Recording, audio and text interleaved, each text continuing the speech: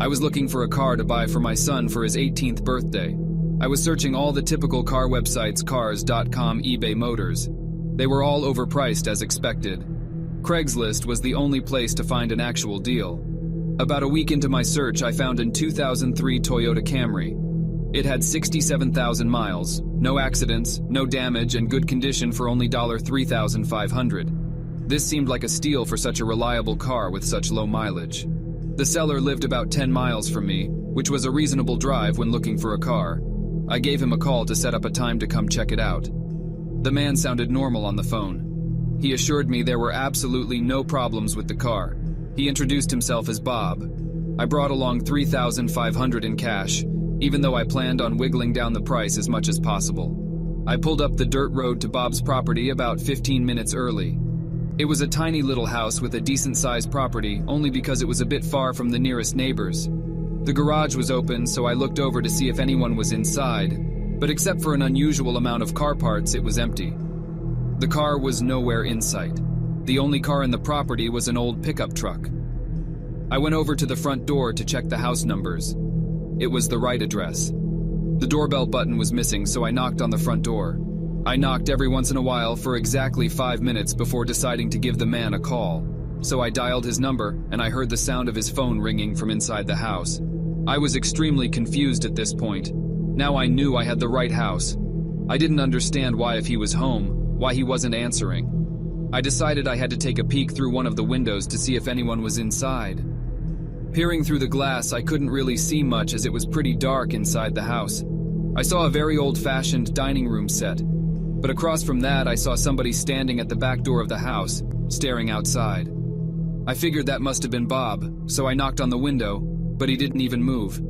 There was no gate or anything to the backyard. It was just a wide-open yard since this wasn't a rural area. I simply walked around the house to the backyard. I didn't understand how he couldn't hear me. When I got to the back door, I made a shocking realization. The figure standing by the door was a taxidermied human being. I ran straight back the way I came and back to my car. I looked up one last time before driving off. The blinds to the window I had peeked into had been shut, but I could see 2 of the blinds creased open. Somebody was at that window watching me. You could probably guess I had the gas pedal to the floor the whole way home. The whole situation still makes no sense. All the car parts, the fact that there was no Toyota Camry, the taxidermied human being. Given that there was no car there, leads me to believe that whoever that man wasn't planning on selling me anything. And that also leads me to the disturbing thought that I was very close to becoming a lifeless statue staring out that man's back door.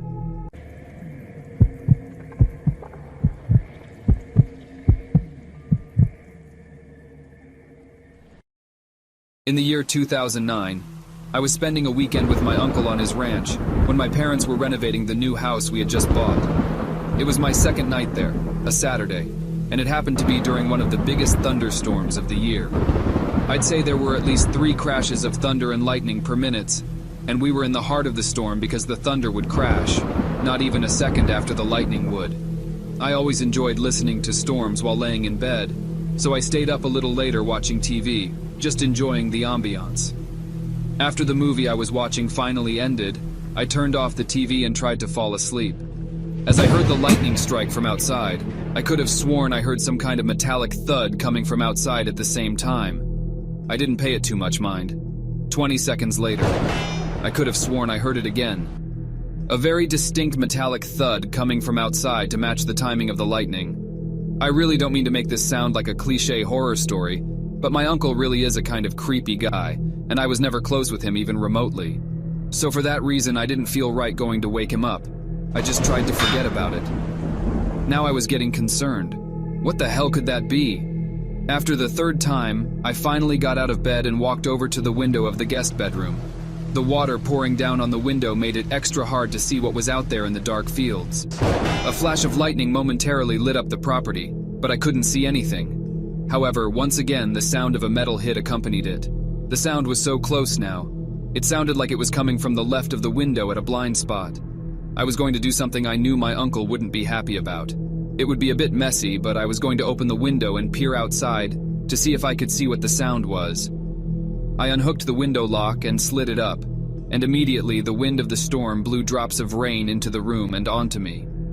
I stuck my head out the window and looked to the left, and at that very moment, lightning lit up the property once again, and I could see a person dressed in all black crouched down by the outside basement door with his hand raised in the air.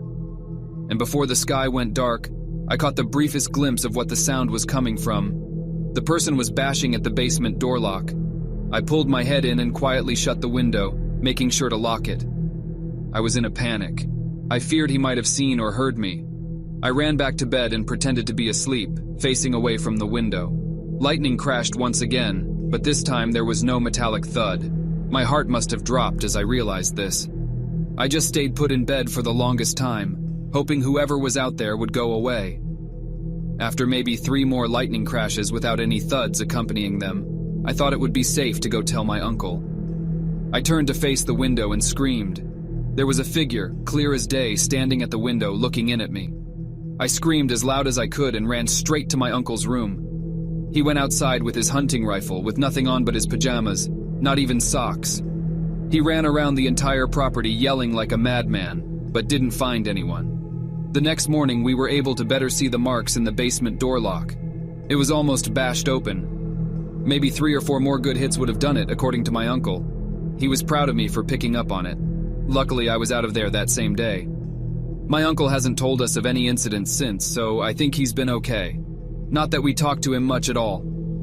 I'm grateful I stayed up a little later that night watching that movie because I may have just stopped a robbery, or possibly much worse.